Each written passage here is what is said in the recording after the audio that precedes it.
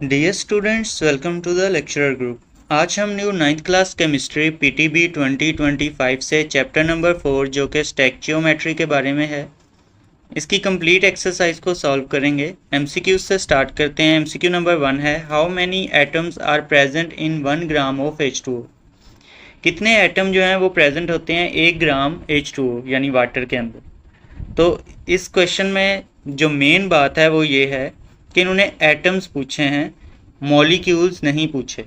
ठीक है, ये नहीं पूछा कि कितने मॉलिक्यूल ऑफ वाटर प्रेजेंट होंगे 1 ग्राम वाटर के अंदर, बल्कि क्या पूछा है, एटम। तो इस चीज़ को आपने जहन में रखना है। सबसे पहले जो है हम मोल्स में कन्वर्ट करेंगे ताकि हमें पार्टिकल्स की तादाद पता चले। तो number of mole find out करने के लिए हमारे पास गिवन मैस और डिवाइडेड बाय मोलर मैस होना चाहिए। मोलर मैस जो है वो पता होना चाहिए आपको, वैसे भी 18 होता है वाटर का, लेकिन अगर आपको नहीं निकालना आता तो सिंपल है, हाइड्रोजन के जो है वो मैस 1 होता है, लेकिन यहाँ पे 2 एटम है तो मल्टीप्लाई बाय 2 कर दिया, प्लस ऑक्सीजन का मैस जो है वो 16 होता है। तो इन दोनों को अब आप सॉल्व करेंगे, 2 1 ज़ा 2 प्लस 16 इट्स इक्वल टू 18। तो 18 जो है वो आपके पास आ जाएगा मोलर मैस। गिवन मैस कितना है 1, तो 1 डिवाइडेड बाय 18 लिखेंगे। इससे हमें नंबर ऑफ मोल्स मिल जाएंगे, मल्टीप्लाई करवा देंगे उनको हम एवोगैड्रो नंबर के साथ। तो एवोगैड्रो नंबर क्या है, 6.022 मल्टीप्लाई बाय 10⁻23 लिख लिया। अब ये हमारे पास जो आंसर आएगा वो आएगा मॉलिक्यूल्स, यानी वाटर के कितने मॉलिक्यूल प्रेजेंट होंगे 1 ग्राम के अंदर। स्टिल अभी यहाँ पे ख़त्म नहीं हुआ। जो स्टार्ट में मैंने एक बात बताई थी कि एटम हमने फाइंड आउट करने हैं, तो एटम फाइंड आउट करने के लिए अभी हमें क्या पता चले, मॉलिक्यूल। अगर इसको हम सॉल्व करेंगे तो नंबर ऑफ मॉलिक्यूल हमें मिलेंगे, ना कि एटम। तो एटम्स को निकालने के लिए हम देखेंगे इस मॉलिक्यूल के अंदर एटम टोटल कितने हैं। H2O जो मॉलिक्यूल है आपके पास, इसके अंदर टोटल एटम कितने हैं, 2 हाइड्रोजन के और 1 ऑक्सीजन का। इट्स मीन टोटल एटम 3 हैं, तो मल्टीप्लाई करना पड़ेगा हमें 3 से भी। तो ऐसे करके जब आप सॉल्व करेंगे तो हमारे पास जो आंसर आएगा वो आएगा 2.004 मल्टीप्लाई बाय 10⁻23, यानी डी ऑप्शन जो है ये हमारे पास ट्रू आएगा। डी ऑप्शन को आप मार्क कर लेंगे। पहले मैं इस सब को क्लियर कर देता हूँ। डी ऑप्शन हमारा ट्रू है। नेक्स्ट अगर हम MCQ नंबर 2 को देखें तो इसमें पूछा जा रहा है which is the correct formula of calcium phosphide.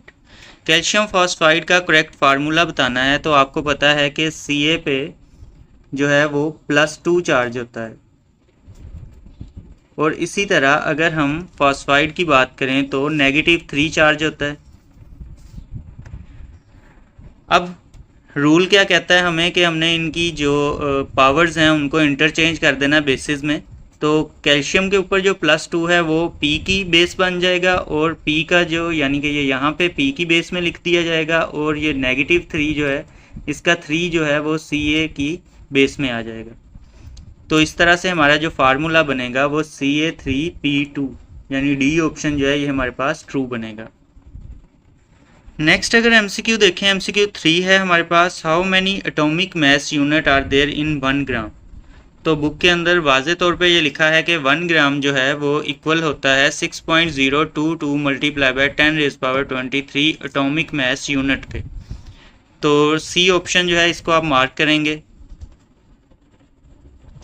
Next अगर हम देखें 4th MCQ, तो इसमें पूछा जा रहा है स्ट्रक्चरल फार्मूला ऑफ 2-हेक्सेन इज़। ये आपके सामने एक फार्मूला डिस्प्ले करवाया गया है, what will be it's empirical formula. तो आपको पता है कि एम्पिरिकल फार्मूला फाइंड आउट करने के लिए हमें मॉलिक्यूलर फार्मूला जो है वो पता होना चाहिए, क्योंकि यहाँ पे स्ट्रक्चरल फार्मूला से हम मॉलिक्यूलर फार्मूला इजीली निकाल सकते हैं। एग्जैक्ट नंबर ऑफ एटम उससे हमें पता चल जाएंगे। तो काउंट कर लेते हैं कार्बन कितने हैं इसमें। कार्बन हमारे पास यहाँ पे 1 है,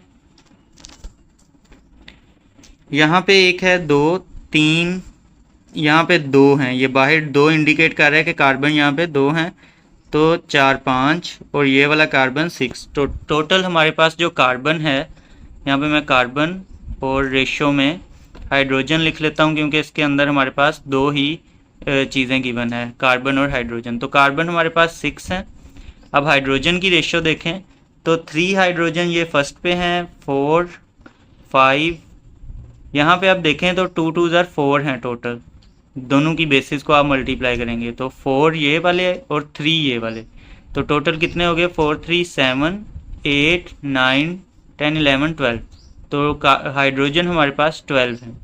अब सिंपल है, इनकी सिंपलेस्ट रेशियो फाइंड आउट करेंगे। ये हमारे पास मॉलिक्यूलर फार्मूला आ गया, तो MM से मैं इसको रिप्रेजेंट कर देता हूँ।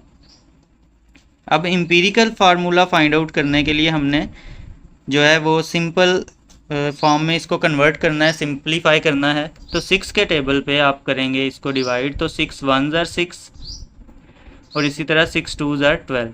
तो CH2 जो है हमारे पास इसका एम्पिरिकल फार्मूला बन जाएगा कि कार्बन 1 रह गया और हाइड्रोजन जो है, तो ये रेशो है होल नंबर रेशो, जिसमें हमें पता चल रहा है कि कार्बन से हमेशा हाइड्रोजन जो है वो 2 गुना होंगे, यानी डबल होंगे। तो डी ऑप्शन को हम इस तरह से मार्क करेंगे। अब हम नेक्स्ट मूव करते हैं। 5th MCQ को अगर हम देखें तो इसमें पूछा जा रहा है how many moles are there in 25 gram of H2SO4। तो आपको पता है कि नंबर ऑफ मोल निकालने के लिए हमारे पास सिंपल जो तरीका है वो ये है, फार्मूला है given mass divided by molar mess. तो यहाँ पे हमें मोलर मैस नहीं दिया गया, पहले मोलर मैस को कैलकुलेट कर लेते हैं। हाइड्रोजन का 1 होता है मैस, तो 1 को मल्टीप्लाई कर दें आप 2 के साथ, क्योंकि 2 एटम हैं, तो 1 मल्टीप्लाई बाय 2 प्लस डालेंगे आप साथ सल्फ़र का जो मैस है, सल्फ़र का 32 लिखेंगे आप।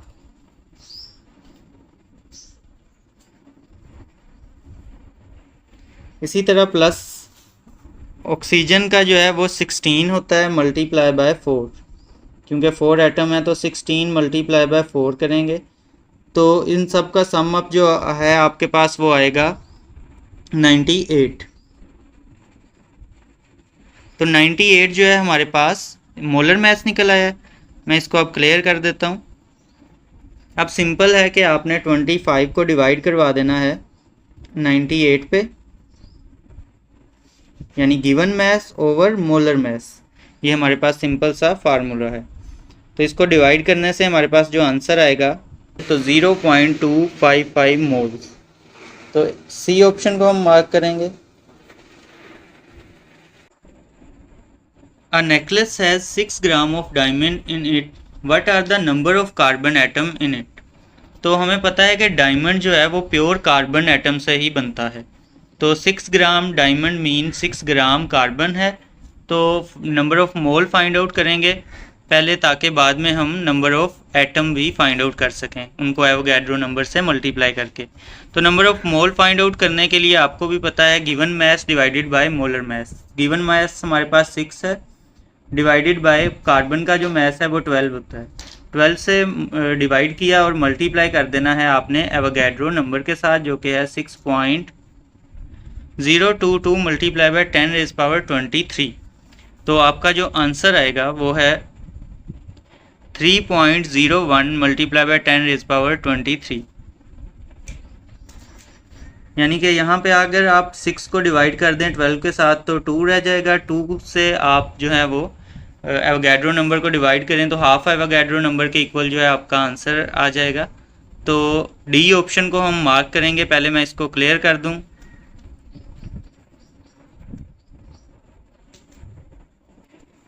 जी, तो डी ऑप्शन जो है वो हमारे पास ट्रू है, डी ऑप्शन को मार्क कर लेते हैं।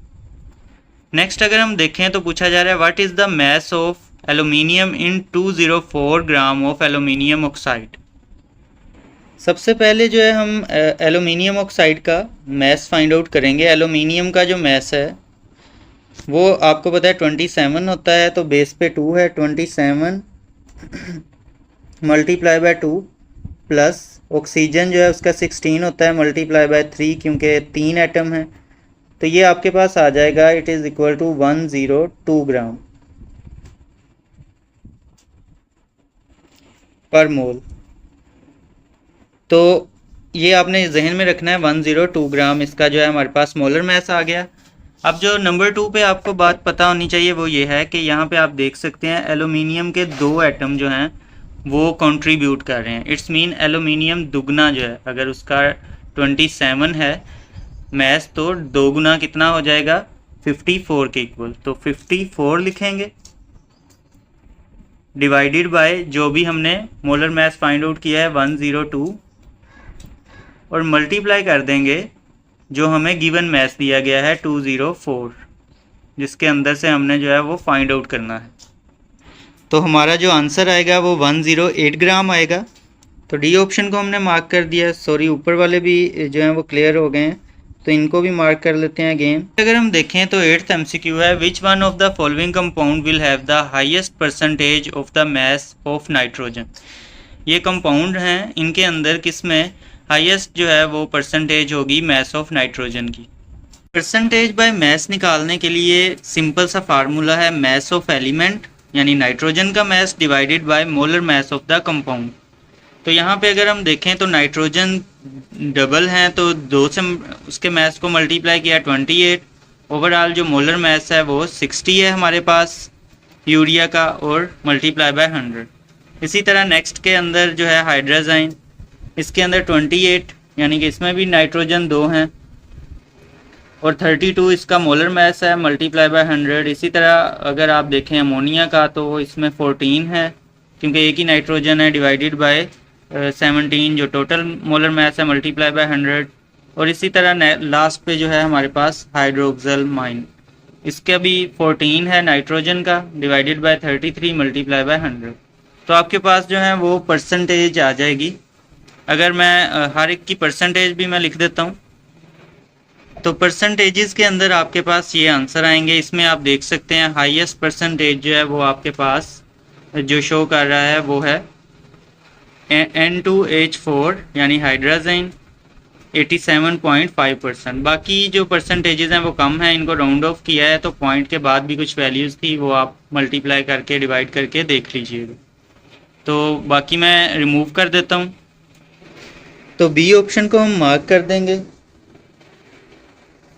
नेक्स्ट अगर हम देखें तो 9th MCQ है, इसमें पूछा जा रहा है when 1 mole of each of the following compound is reacted with oxygen which will produce the maximum amount of carbon dioxide। अगर एक मोल जो है हर कंपाउंड का रिएक्ट करवाया जाए ऑक्सीजन के साथ तो maximum amount of carbon dioxide किस में से प्रोड्यूस होगी, जिसमें कार्बन ज़्यादा मौजूद हैं। आप कार्बन देखेंगे तो इसमें सिंपल 1 कार्बन है, डायमंड देखेंगे तो वो भी प्योर कार्बन से बनता है तो कार्बन है। इथेन देखेंगे तो उसमें C2 है यानी डबल कार्बन है, और मीथेन देखेंगे तो उसमें भी C सिंगल है। तो इट्स मीन इथेन के साथ जब ऑक्सीजन रिएक्ट करेगी तो कार्बन डाइऑक्साइड ज़्यादा प्रोड्यूस होगी। तो ये सिंपलेस्ट वे है, इक्वेशन की शक्ल में भी इसको एक्सप्लेन किया जा सकता है लेकिन ये ज़्यादा सिंपल है, इजीली समझ आ जाता है। तो सी ऑप्शन हमारे पास ट्रू है। नेक्स्ट मूव करते हैं अब हम 10th MCQ में पूछा जा रहा है what mass of 95% calcium carbonate will be required to neutralize 50 centimeter cube of 0.5 molar HCl solution. तो इसको सॉल्व करने के लिए मैंने ऑलरेडी एक सॉल्यूशन तैयार किया है, उस पर मूव करते हैं। सॉल्व करने के लिए पहले हमें इस रिएक्शन की जो है वो बैलेंस केमिकल इक्वेशन का बारे में पता होना चाहिए। तो कैल्शियम कार्बोनेट जो है वो 2 HCl के साथ रिएक्ट करके कैल्शियम क्लोराइड H2O और कार्बन डाइऑक्साइड प्रोड्यूस करेगी।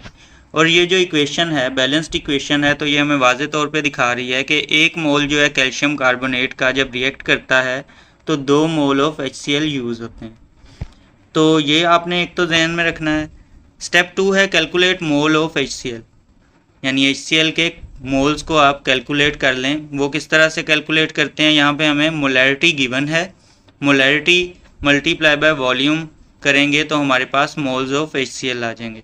तो मोलैरिटी हमें दी गई है 0.5 क्वेश्चन के अंदर और मल्टीप्लाई कर देंगे हम 0.05 लीटर जो कि हमें वॉल्यूम दिया गया है। तो हमारा आंसर आएगा 0.025 मोल्स। नेक्स्ट जो स्टेप है उसमें हमने डिटरमिन करना है कैल्शियम कार्बोनेट के मोल्स को। तो कैल्शियम कार्बोनेट के मोल्स को किस तरह से फाइंड आउट करेंगे, कितने मोल हमें HCl चाहिए, डिवाइडेड बाय 2, ठीक है। यानी कि उससे हमेशा हाफ, HCl से हमेशा हमें इक्वेशन बता रही है कि हाफ यूज़ होने हैं कैल्शियम कार्बोनेट ने। यहाँ पे 2 मोल HCl के हैं तो 1 मोल कैल्शियम कार्बोनेट का यूज़ होना है। तो HCl के मोल हमने निकाल लिए हैं, उनको अगर हम डिवाइड कर देंगे यहाँ पे 2 के साथ, तो हमारे पास जो आंसर आएगा 0.0125 मोल, ये हमारे पास कैल्शियम कार्बोनेट के मोल्स आ जाएंगे जो कि हमने यूज़ करने हैं। स्टेप 4 है calculate mass of pure calcium carbonate. Pure calcium carbonate का मैस फाइंड आउट करें। मैस किस तरह से फाइंड होगा, moles multiply by molar mess. तो सिंपल है, हमारे पास जो मोल्स हैं वो हमने फाइंड किए हैं मल्टीप्लाई बाय 100 ग्राम पर मोल, जो कि उसका मोलर मैस है। इसको भी फाइंड आउट करना बहुत इजी है, ऊपर MCQs में मैंने आपको सिखाया भी है। तो हमारे पास जो आंसर आएगा वो है 1.25 ग्राम, जो कि इसका ओरिजिनल मैस है। यहाँ पे मोलर मैस को अगेन कैलकुलेट करने का तरीका मैंने लिखा भी है, 40 + 12 + 3। 40 इसमें क्या है, यहाँ पे कैल्शियम, 12 क्या है कार्बन, 3 मल्टीप्लाई बाय ऑक्सीजन का 16 होता है, 3 एटम है तो इस वजह से 3 से मल्टीप्लाई करके 100 ग्राम पर मोल आया, जो कि हमने यहाँ पे लिखा है। नेक्स्ट अगर हम देखें तो अब हमने जस्ट एडजस्ट करनी है प्योरिटी, तो उसको आप देख सकते हैं एक्चुअल मैस रिक्वायर्ड होता है equal pure mess divided bye purity. तो प्योर मैस हमारे पास क्या है 1.25, वो हमने लिख दिया, और प्योरिटी हमें कितनी चाहिए 0.95, ठीक है। तो इन दोनों को डिवाइड किया तो 1.316, जो कि राउंड ऑफ करने से आ जाएगा 1.32 ग्राम के इक्वल। ये तो सी ऑप्शन जो है हमारे पास यहाँ पे ट्रू है, सी ऑप्शन को हम मार्क करेंगे। तो ये थे हमारे MCQs। अब हम शॉर्ट क्वेश्चन आंसर्स पे मूव करते हैं।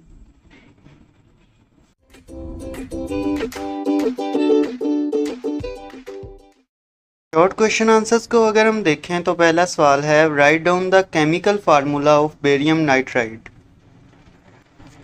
जैसा कि formula ionic compound, binary ionic compound का लिखने का तरीका बताया गया है बुक में, उस हिसाब से अगर हम देखें तो सबसे पहले हमने कैटाइन जो है वो मेंशन करना है, वो है Ba+2। इसी तरह एनाइन जो है वो हमारे पास N-3 पावर के साथ है। इन दोनों को हमने लिखना है और उसके बाद आपको पता है बेसिस को एक्सचेंज करना है, पावर्स को एक्सचेंज करना है और बेसिस बना देना है। तो Ba की जो यहाँ पे मैं अगेन लिख देता हूँ, Ba जो है वो 2+ है चार्ज उस पर, और N पे -3। सिंपल है, अब इसको हमने इसकी बेस बना देना है और इसकी पावर को इसकी बेस बना देना है साइन के बगैर। तो Ba की बेस जो है वो 3 बन जाएगी और इसी तरह नाइट्रोजन की बेस 2 बन जाएगी। तो ये हमारे पास जो है क्रिस क्रॉस मेथड के थ्रू हमने जो फार्मूला आइडेंटिफाई किया वो है Ba3N2। नेक्स्ट अब मूव करते हैं। सेकंड क्वेश्चन को अगर हम देखें तो इसमें पूछा जा रहा है find out the molecular formula of a compound whose empirical formula is CH2O and its molar mass is 180। तो आपको पता है कि अगर हमने मॉलिक्यूलर फार्मूला से एम्पिरिकल फार्मूला बनाना हो तो सिंपल रेशो को जो है वो सिंप्लीफाई करते हैं, लेकिन यहाँ पे एम्पिरिकल फार्मूला को जब मॉलिक्यूलर में कन्वर्ट करना हो तो हमें n फाइंड आउट करना पड़ता है। n किसके इक्वल होता है, मोलर मैस, ये जो हमें क्वेश्चन के अंदर दिया गया है 180, divided by empirical formula mass. Empirical formula mass हम कैसे कैलकुलेट करते हैं, बेसिकली ये जो हमें एम्पिरिकल फार्मूला दिया गया है इसी के मैसेज को सम कर लेते हैं। जैसे कार्बन है तो उसका 12 है, हाइड्रोजन का 1 होता है मगर बेस में 2 है तो 2 × 1 2, प्लस इसी तरह ऑक्सीजन का 16 होता है तो वो, इन तीनों को प्लस किया 30, हमारे पास आंसर आ गया। अब हमने सिंपल है 180 को डिवाइड कर देना है 30 से। 180 को डिवाइड किया जब 30 से तो हमारे पास 6 आ गया n। अब n को फाइंड आउट करने के बाद जो नेक्स्ट स्टेप होता है वो जस्ट इतना सा है कि आपने एम्पिरिकल फार्मूला लिखना है, जैसे आपने ये लिखा, और उसकी बेस में जो n फाइंड आउट किया है वो लिख देना है ये वाला 6। अब ये 6 जो है ये तमाम अंदर एलिमेंट्स जो इम्पीरिकल फार्मूला के हैं एटम्स उनके साथ बेस में मल्टीप्लाई कर देना है। तो C के साथ कुछ भी नहीं है, बेस में 1 है तो C 6 1 ज़र 6 आ जाएगा। H जो है उसकी बेस में 2 है तो 6 2 ज़र 12 आ जाएगा। ऑक्सीजन की बेस में भी कुछ नहीं है तो 1 है, 6 1 ज़र 6। तो हमारे पास जो फार्मूला बन गया वो है C6H12 और O6। तो इस तरह से हम इम्पीरिकल फार्मूला से मॉलिक्यूलर फार्मूला बना सकते हैं। अब हम नेक्स्ट मूव करते हैं। नेक्स्ट क्वेश्चन है हमारे पास, how many molecules are present in 1.5 gram of H2O। Molecules की बात की गई है, एटम्स की बात नहीं की गई, ये आप लोगों ने जहन में रखना है। अब अगर यहाँ पे देखें तो मोलर मास हमें पता है H2O का, अगर आप निकालना चाहें तो हाइड्रोजन का 1 होता है, बेस में 2 है तो 2 1 ज़र 2 हो गया, प्लस ऑक्सीजन का 16 होता है, तो इन दोनों को ऐड करें तो 18 आता है हमारे पास आंसर। तो मोलर मास हमारे पास वाटर का 18 ग्राम पर मोल है। अब हमने क्या करना है कि फाइंड आउट करना है number of mole. Number of मोल पता चलेंगे तो हम एवोगैड्रो में कन्वर्ट कर सकते हैं। तो नंबर ऑफ मोल किसके इक्वल होता है? नंबर ऑफ मोल इक्वल होते हैं गिवन मास डिवाइडेड बाय, यहाँ पे मैं लिख लूँ given mass divided by molar mass.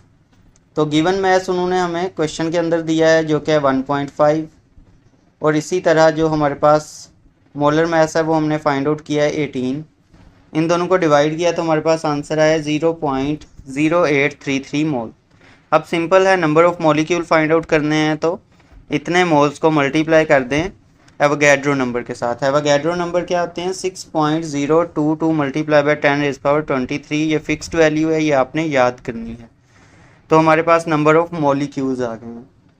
हाँ, तो एक और बात आपके जहन में होनी चाहिए, कई बार ऐसा ही सवाल देते हैं और उसमें मॉलिक्यूल की बजाय एटम कह देते हैं। तो एटम अगर फाइंड करने होते हैं वाटर के ही, तो यहाँ पे आप देखते कि H2 में 2 और ऑक्सीजन का 1, 3, टोटल 3 एटम है। तो लास्ट पे जो आंसर आता है उसे 3 से भी मल्टीप्लाई करवा देते तो एटम की तादाद भी आपको मिल सकती थी। नेक्स्ट अब हम देखते हैं 4th क्वेश्चन। सवाल ये है कि what is the difference between a mole and Avogadro number. Mole जो है वो एक यूनिट है representing 6.022 multiply by 10⁻23 particles, atom, molecules और आयन। मोल एक यूनिट है जो कि रिप्रेजेंट करता है 6.022 मल्टीप्लाई बाय 10⁻23 एटम, मॉलिक्यूल और आयंस को। और अगर हम एवोगैड्रो नंबर की बात करें तो वो एक फिक्स नंबर है जिसके लिए हम एवोगैड्रो नंबर को यूज़ करते हैं। एक कांस्टेंट क्वांटिटी है 6.022 multiply by 10⁻23 which define the number of particles in 1 मोल। और ये डिफाइन क्या करती हैं कि एक मोल के अंदर कितने नंबर ऑफ पार्टिकल्स हैं। नेक्स्ट क्वेश्चन अगर हम देखें तो हमसे पूछा गया है write down the chemical equation of the following reaction. एक रिएक्शन दिया गया है कॉपर सल्फ्यूरिक एसिड जो रिएक्ट करके एज अ रिएक्टेंट प्रोडक्ट बना रहे हैं copper sulphate, sulphur dioxide and water. तो इसकी हमने इक्वेशन लिखनी है तो यूँ लिख सकते हैं आप copper H2SO4 sulphuric acid, copper sulphate, sulphur dioxide and water. अब बाद में आप इसको बैलेंस करेंगे तो आपको यहाँ पे 2 लगाना पड़ेगा और इधर भी 2 लगाना पड़ेगा जी। तो अब हम कंस्ट्रक्टेड रिस्पॉन्स क्वेश्चंस को सॉल्व करते हैं। इसमें पहला सवाल है different compound will never have the same molecular formula but they can have the same empirical formula, explain. अगर हम एम्पिरिकल फार्मूला की डेफिनेशन और मॉलिक्यूलर फार्मूला की डेफिनेशन को अच्छे से समझें तो हमें इस सवाल का जो है वो जवाब मिल जाएगा कि क्यों किसी भी कंपाउंड के किसी 2 डिफरेंट कंपाउंड के सेम मॉलिक्यूलर फार्मूला नहीं हो सकते लेकिन एम्पिरिकल फार्मूला सेम हो सकते हैं। तो इसको हम यूँ एक्सप्लेन करेंगे, empirical formula show the simplest ratio of atom. मतलब एम्पिरिकल फार्मूला बस ये बताता है कि किस रेशो में एटम है, यानी कि अगर कार्बन और हाइड्रोजन का कोई कंपाउंड है तो उसमें कार्बन अगर 1 एटम है तो हाइड्रोजन के 2 चाहिए, 4 चाहिए या कितने एटम चाहिए। बस ये रेशो बतानी है कि अगर कार्बन 1 गुना है तो हाइड्रोजन कितने गुना होगा। While molecular formula show the actual number of atom.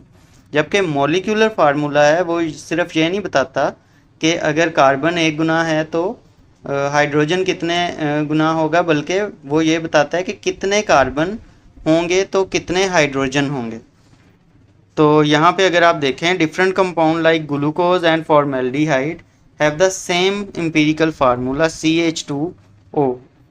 यहाँ पे भी आप देखें कार्बन का, अगर आप इसे सिंप्लीफाई करेंगे तो 6 के टेबल में ये तीनों डिवाइड हो रहे हैं, 6 1s are 6, 6 2s are 12 and 6 1s are 6, तो ये भी इसी के इक्वल बन जाएगा। 1 को हम रिप्रेजेंट नहीं करते नीचे, तो C1H2O1, but different molecular formula, hence different compound. तो इस वजह से जो रेशो है, एम्पिरिकल फार्मूला ने जस्ट रेशो बतानी होती है, तो वो हर एक कंपाउंड की डिफरेंट नहीं होती। नेक्स्ट अगर हम देखें तो सेकंड क्वेश्चन है, इसमें हमसे पूछा गया write down the chemical formula of the following compound. Calcium phosphate है, तो यहाँ पे Ca3 ब्रैकेट के अंदर इनटू PO4 और ब्रैकेट के बाहर जो है 2 बेस पे आपने लिखना है।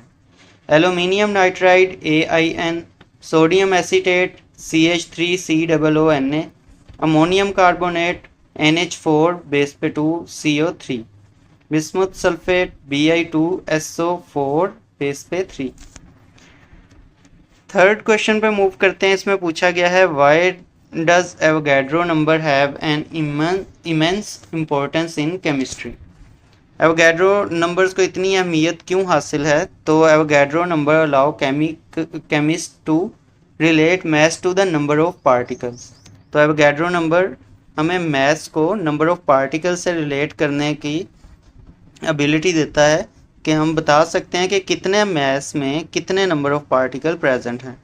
नंबर 2 पे perform accurate stoichiometric calculation in a chemical reaction. इसके साथ साथ एक्यूरेसी जो केमिकल रिएक्शंस में है वो भी हमारे पास इसी वजह से आ रही है, एवोगैड्रो नंबर्स की वजह से। ये 2 इंपॉर्टेंस है, आप इसको बहुत ज़्यादा एक्सप्लेन भी कर सकते हैं। नेक्स्ट अगर हम देखें तो फोर्थ क्वेश्चन है हमारे पास, when 8.657 gram of a compound were converted into element it gave 5.217 gram of carbon, 0.962 gram of hydrogen and 2.478 gram of oxygen. Calculate percentage of each element. तो एलिमेंट्स की परसेंटेज को कैलकुलेट करने का तरीका बहुत आसान है। टोटल मैस हमें दिया गया है और इंडिविजुअल का मैस हमने फाइंड आउट करना है। जैसे कि कार्बन की अगर हम बात करें तो कार्बन का हमें दिया गया है 5.217। यहाँ पे हम लिखेंगे 5.217 और डिवाइड कर देंगे टोटल मैस ऑफ कंपाउंड, ठीक है, कंपाउंड का जो टोटल मैस है मल्टीप्लाई बाय 100, तो हमारी परसेंटेज में कन्वर्ट हो गई कार्बन 60.27। हाइड्रोजन को भी इसी तरह जो गिवन मैस है हाइड्रोजन का उसको डिवाइड कर देना है टोटल मैस से मल्टीप्लाई बाय 100, 11.11% ऑक्सीजन को भी अगर आप देखें तो गिवन मैस उसका जो है 2.478 ग्राम है कंपाउंड के अंदर, और टोटल कंपाउंड का मैस जो है वो 8.657 मल्टीप्लाई बाय 100 किया तो 28.62%। फिफ्थ क्वेश्चन में पूछा जा रहा है how can you calculate the masses of the product formed in a reversible reaction.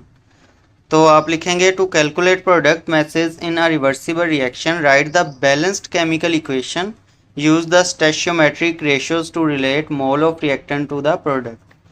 तो हमें पहले तो बैलेंस केमिकल इक्वेशन लिखनी होगी। असल में रिवर्सिबल रिएक्शन में किस तरह से काउंट करेंगे वो वाकई ही मुश्किल लगता है बज़ाहिर, कि रिएक्टेंट जो है वो जैसे प्रोडक्ट में चेंज हो रहे हैं प्रोडक्ट वापस रिएक्टेंट में चेंज होते जा रहे हैं, तो रिएक्शन तो कहीं स्टॉप हो ही नहीं रहा, कभी कंप्लीट होता ही नहीं है, तो किस तरह से हम कैलकुलेशन कर सकते हैं। लेकिन बैलेंस केमिकल इक्वेशन जो है वो हमें कैलकुलेशन करने में बहुत आसानी मुहैया करती है, और लॉन्ग क्वेश्चंस के अंदर मज़ीद हम इस चीज़ को समझेंगे। नेक्स्ट पॉइंट आप लिख सकते हैं अप्लाई मोल मैस कन्वर्जन्स। मोल और मैस की कन्वर्जन फिर करनी पड़ेगी। अगर किसी का मैस पता है तो उसे मोल में कन्वर्ट करना पड़ेगा, और मोल पता है तो मैसेज में। और नंबर 4 पे कंसीडर इक्विलिब्रियम पोजीशन, और सम टाइम जो है वो इक्विलिब्रियम पोजीशन QC KC की वैल्यूज़ को भी कंपेयर करना पड़ता है, लेकिन वो हायर क्लास में जाके आप करेंगे। इस क्लास के लिए आप फर्स्ट 3 पॉइंट ही याद रखें। नेक्स्ट अब हमारे पास डिस्क्रिप्टिव क्वेश्चंस हैं। पहला क्वेश्चन है which condition must be fulfilled before writing a chemical equation for a reaction. कौन सी कंडीशन जो है वो फुलफिल करनी चाहिए पहले एक केमिकल इक्वेशन को लिखने से। पेज 60 पे अगर आप आएंगे तो यहाँ पे दिया गया है the following point must be kept in mind while writing a chemical equation. तो यहाँ पे आपको गिवन है 5 पॉइंट। ये 5 पॉइंट जो हैं आप यहाँ से यहाँ तक लिख लेंगे लास्ट तक, तो आपका ये आंसर कंप्लीट हो जाएगा। नेक्स्ट क्वेश्चन है explain the concept of Avogadro number and mole. Page 58 पे अगर आप आएंगे तो यहाँ पे मोल और एवोगैड्रो नंबर के दरमियान का रिलेशन जो है एक्सप्लेन किया गया है। यहाँ तक आप लिख सकते हैं इसको। उसके बाद जो है आप अगर मज़ीद इसमें कुछ ऐड करना चाहें तो वो इस वाला जो ऊपर एवोगैड्रो नंबर वाला ये पैराग्राफ्स हैं, कुछ इनमें से आप ऐड कर सकते हैं लास्ट में से।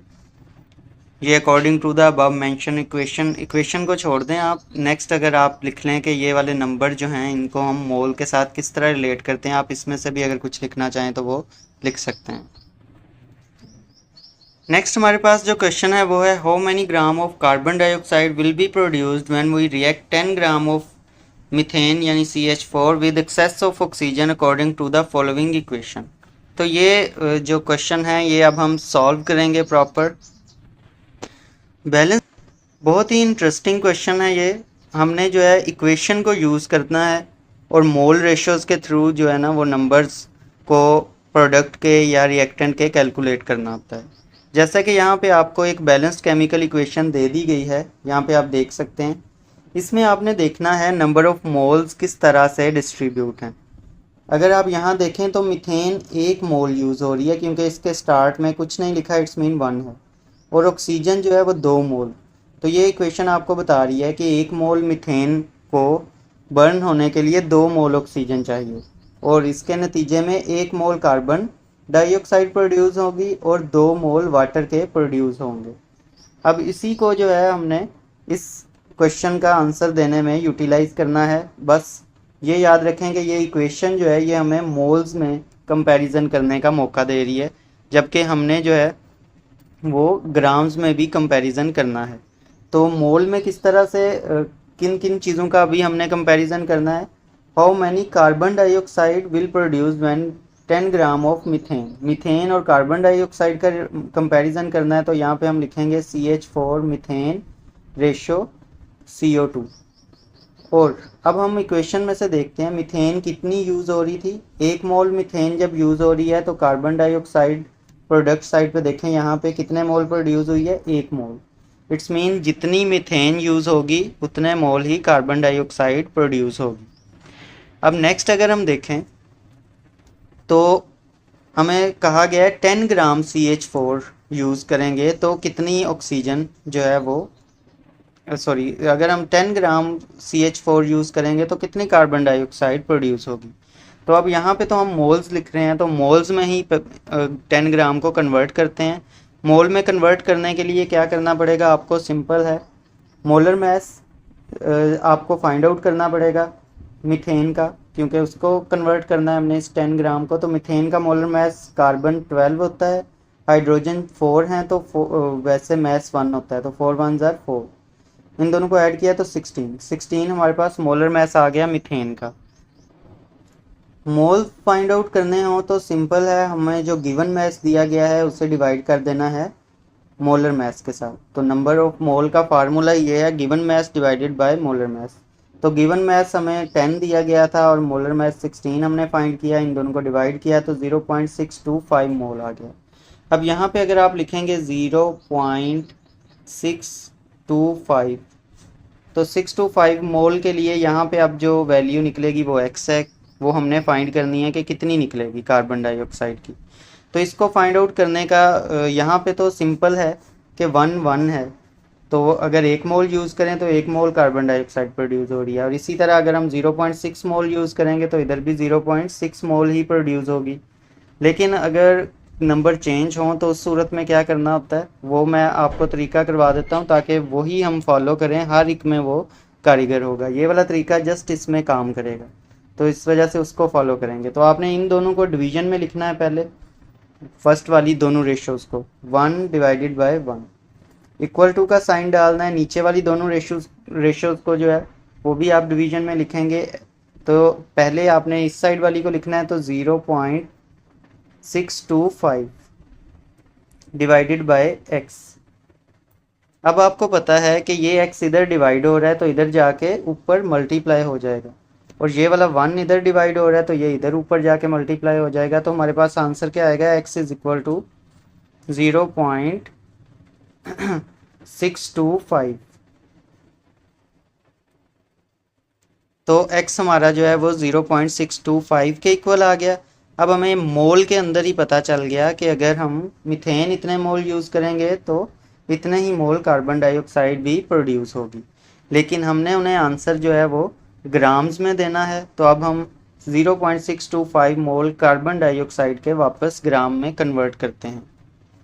तो मोल हमने फाइंड आउट कर लिए हैं 0.625 मोल। अब हमने मैथ्स में इसको कन्वर्ट करना है। मैथ्स में कन्वर्ट करने के लिए आपको मोलर मैथ्स पता होना चाहिए। मोलर मैथ्स हम निकालेंगे, कार्बन का 12 है, ऑक्सीजन 2 है, तो 16 वैसे मैथ्स है, मल्टीप्लाई बाय 2 करना पड़ेगा, 44 हमारे पास मोलर मैथ्स आ गया।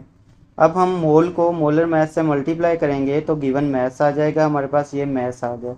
इट्स मीन के पहले हमें मोल्स में पता था कि 1 मोल कार्बन मीथेन हम यूज़ करें, बर्न करें तो कार्बन डाइऑक्साइड भी 1 मोल ही प्रोड्यूस होती है। लेकिन अब हमें ये पता चल गया कि अगर हम 10 ग्राम्स में भी अब रिलेशन हमें पता चल गया है कि अगर हम 10 ग्राम जो है वो मीथेन यूज़ करेंगे तो हमारे पास कार्बन डाइऑक्साइड जो है वो कितने ग्राम प्रोड्यूस होगी, 27.5 ग्राम।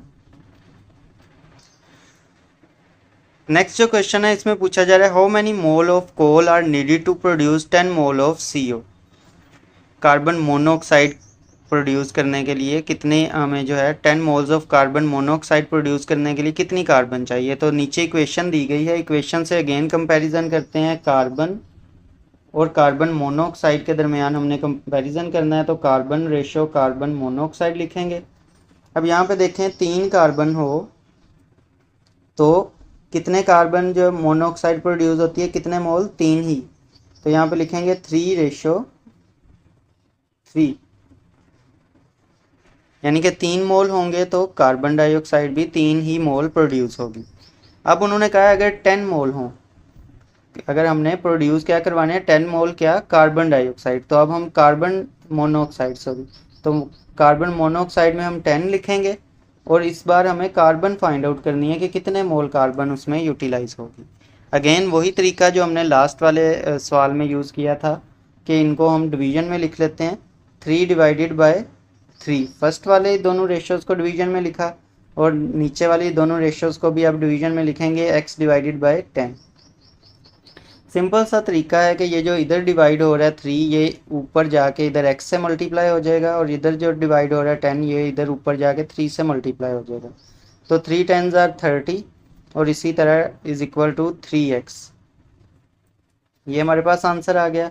अब 3 जो है हमें तो सिर्फ x चाहिए, तो 3 इधर मल्टीप्लाई हो रहा है, इधर आके डिवाइड हो जाएगा, तो 3 जब इधर जाके डिवाइड होगा 30 से तो x आ जाएगा इक्वल 10 की। इट्स मीन 10 मोल के लिए हमें 10 मोल कार्बन मोनोऑक्साइड के लिए 10 मोल ही कोल चाहिए। तो यहाँ पे आप इसको इस तरह से लिख सकते हैं। यहाँ पे हमें ग्राम के अंदर या मैथ्स के अंदर कन्वर्ट करने की ज़रूरत नहीं पड़ी, इस वजह से ये ज़्यादा इजी है। एक और तरीका भी है कि यहाँ पे हमें वाज़े तौर पे नज़र आ रहा है कि 3 मोल कार्बन के लिए 3 मोल कार्बन यूज़ होती है 3 मोल कार्बन मोनोऑक्साइड के लिए। तो 1 मोल अगर हम कार्बन मतलब इसका यह है कि 1 मोल कार्बन यूज़ होगी 1 मोल कार्बन डाइऑक्साइड के लिए, तो मोनोऑक्साइड के लिए। और इसी तरह अगर 10 मोल हमने करनी है तो दोनों में 1:1 की रेशियो है, इट्स मीन 10 है तो वो भी 10 ही चाहिए। नेक्स्ट 5th क्वेश्चन है, इसमें पूछा जा रहा है how much sulphur dioxide is needed in gram to produce 10 mole of sulphur. अब अगेन जो है वो ग्राम और मोल में कन्वर्जन करनी पड़ेगी, ये थोड़ा सा लेंथी हो जाता है। अगेन हमारे पास एक इक्वेशन है जिसमें हमने कंपैरिजन करना है सल्फर डाइऑक्साइड का और सल्फर का। तो यहाँ पे आप देख सकते हैं सल्फर डाइऑक्साइड का अगर हम देखें तो 1 मोल यूज़ हो रहा है और 3 मोल सल्फ़र के प्रोड्यूस हो रहे हैं। तो यहाँ पे हम वैसे ही इक्वेशन लिखेंगे SO2 रेशो सल्फ़र। तो एक अगर सल्फ़र डाइऑक्साइड का मोल हो तो कितने मोल प्रोड्यूस होती है सल्फ़र? 3 मोल। इसी तरह उन्होंने कहा है अगर हमने 10 मोल सल्फ़र जो है वो प्रोड्यूस करवानी है तो यहाँ पे हम सल्फ़र के नीचे 10 लिखेंगे रेशो, और कितने मोल उन्होंने पूछा है सल्फ़र डाइऑक्साइड हमें चाहिए ग्राम में। तो पहले हम मोल में फाइंड आउट कर देते हैं, बाद में इसको ग्राम में कन्वर्ट कर लेंगे। तो यहाँ पे हम x लिख लेते हैं। वही तरीका है, इन दोनों को आप डिवीजन में लिख लें, 1 divided by 3 is equal to, इन दोनों को लिख लें x डिवाइडेड बाई 10। अब 3 जो है इधर डिवाइड हो रहा है, x के साथ जाके मल्टीप्लाई हो जाएगा 3x, और इधर से 10 जो है इधर डिवाइड हो रहा है वो 1 से मल्टीप्लाई हो जाएगा 10। अब x जो है वो इक्वल आ जाएगा 10 डिवाइडेड बाई 3 के। तो 10 डिवाइडेड बाई 3 करेंगे तो आपके पास 3.33 जो है वो आंसर आएगा। यहाँ पे भी आप इस चीज़ को देख सकते हैं।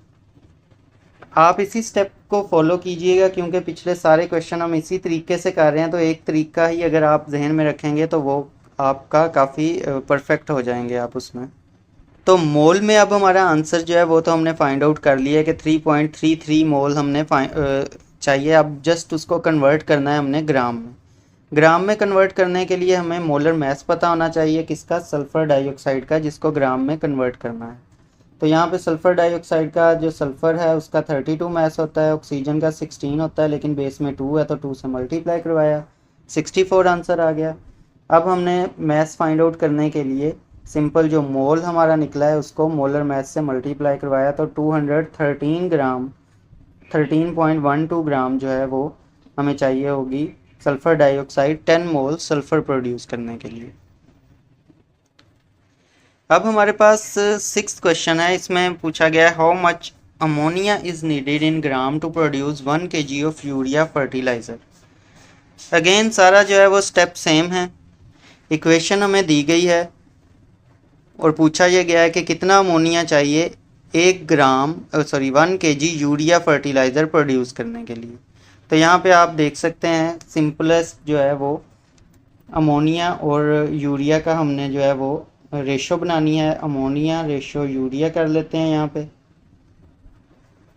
तो अमोनिया आप देखें 2 मोल हो तो यूरिया का 1 मोल प्रोड्यूस हो रहा है, तो 2:1। अब उसने कहा है 1 kg ऑफ यूरिया फर्टिलाइज़र हमने प्रोड्यूस करना है। तो सबसे पहले हम इसको भी मोल में कन्वर्ट कर लेते हैं ताकि हम इस रेशो में पुट कर सकें। अब ये तो नहीं पॉसिबल कि यहाँ पे हम मोल लिख के नीचे हम जो है वो केजी में लिखना शुरू कर दें, तो केजी को पहले हम मोल में कन्वर्ट करते हैं। 1 मोल यूरिया जो है वो 60 ग्राम, यानी कि उसका मोलर मास 60 ग्राम होता है। तो 1000 को अगर हम कन्वर्ट करेंगे मोल में तो 1000 डिवाइडेड बाय 60 जो कि given mass divided by molar mass, ये उसका मोलर मास है 60, तो हमारे पास मोल में कन्वर्ट होगी। मोल का फार्मूला ये है given mass divided by molar mass. अब ये हम यहाँ पे लिखेंगे कि हमें जो यूरिया प्रोड्यूस करनी है वो कितनी है 16.67, ठीक है। केजी में नहीं थी लिखनी, मोल में लिखनी थी, और यहाँ पे हमारे पास x आ जाएगा। अब सिंपल है, वैसे ही हम डिवीजन में लिख लेते हैं 2 divided by 1 is equal to x divided by 16.67। अब सिंपल है, इसको उठा के आप 2 से मल्टीप्लाई करवा दें तो आपके पास जो आंसर आ जाएगा वो आएगा 33.34 is equal to x। It's mean आपको इतने मोल जो हैं वो अमोनिया यूज़ करनी पड़ेगी। अब हम मोल में फाइंड आउट किया है और उनको हमने ग्राम में बताना है। क्वेश्चन में ग्राम में पूछा है, तो अब मोल्स को ग्राम में कन्वर्ट करना तो बहुत ईजी है, आपको पता ही है। सिंपल है कि आपने यहाँ पे देखें कि मोलर मास फाइंड आउट करने के लिए NH3 का जो आपने वो फाइंड आउट कर लिया, नाइट्रोजन का आपने मास लिखा, हाइड्रोजन का 1 होता है, 3 से मल्टीप्लाई करवाया क्योंकि बेस में 3 है, 17 आ गया।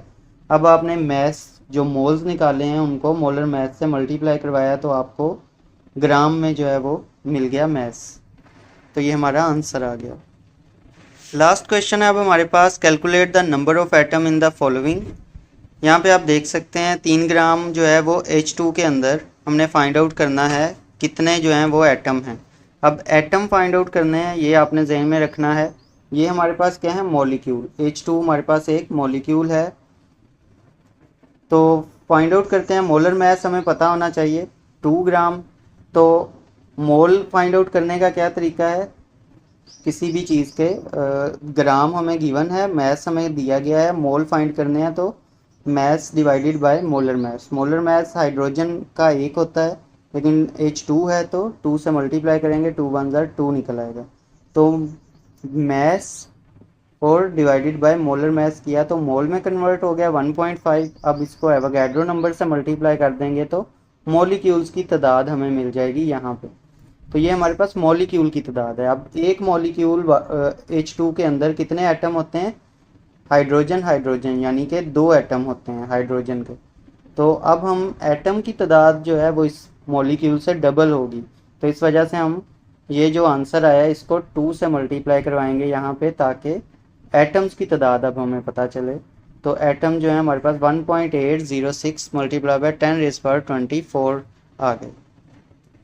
नेक्स्ट अगर हम देखें तो इसमें भी हमने मोल्स ऑफ N2 में से फाइंड करने हैं, लेकिन यहाँ पे हमें मोल्स में कन्वर्जन नहीं करनी पड़ेगी, ऑलरेडी हमें मोल में ही वैल्यू दे दी है। तो सीधा हम एवोगैड्रो नंबर से मल्टीप्लाई करेंगे। तो 3.4 मोल को एवोगैड्रो नंबर से हमने जब मल्टीप्लाई करवाया तो हमारे पास ये आंसर आया। लेकिन स्टिल ये किसके नंबर आए हैं, मॉलिक्यूल के, N2। यानी N2 के एक मॉलिक्यूल जो है वो 2 एटम का बना होता है, नाइट्रोजन और नाइट्रोजन। तो अगेन हमें ये एटम फाइंड आउट करने के लिए ये जो मॉलिक्यूल्स आए हैं ये 2 से इसे मल्टीप्लाई करवाना पड़ेगा, ताकि हमें पता चले हर मॉलिक्यूल में 2 एटम है। यानी एक मॉलिक्यूल 2 एटम से बना है, तो अगर 100 मॉलिक्यूल हैं तो एटम कितने होंगे, 200 एटम। तो इस वजह से हमने अब उसे 2 से मल्टीप्लाई करवाया और हमारा आंसर 4.094 मल्टीप्लाई बाय 10⁻24 आ गया। नेक्स्ट जो है वो हमारे पास 10 ग्राम ऑफ ग्लूकोज है, C6H12O6। अब यहाँ पे भी हमें मोलर मैस पता होना चाहिए, क्योंकि ग्राम में दिया गया है, मोल्स में कन्वर्ट करना पड़ेगा। तो गिवन मैस जो है वो 10 ग्राम लिखा, मोलर मैस जो है वो 180 लिखा, उसे डिवाइड करवाया तो मोल्स में हमारे पास आ गई। मोल्स को मल्टीप्लाई करवा दिया एवोगैड्रो नंबर से, तो हमारे पास नंबर ऑफ मॉलिक्यूल आ गए। अब एक मॉलिक्यूल के अंदर आप एटम को अगर काउंट करेंगे तो कार्बन के 6 हैं, यहाँ पे आप देख सकते हैं कार्बन के 6 हैं, हाइड्रोजन के 12 हैं और ऑक्सीजन के भी 6 हैं। तो टोटल एक मॉलिक्यूल के अंदर 24 एटम हैं। सो दैट्स वाई अब ये हमें टोटल मॉलिक्यूल्स की तादाद पता चली है, एटम्स की नहीं। इसको अगर हम नंबर ऑफ एटम से मल्टीप्लाई करवा देंगे तो हमारे पास टोटल एटम की तादाद आ जाएगी। तो यूँ हमने टोटल एटम्स की तादाद फाइंड आउट कर ली। तो ये थी हमारी आज की वीडियो। आई होप सो आपको समझ आई होगी। अगर आपको समझ आई है तो वीडियो को लाइक ज़रूर कीजिएगा और चैनल को भी सब्सक्राइब कर दीजिएगा।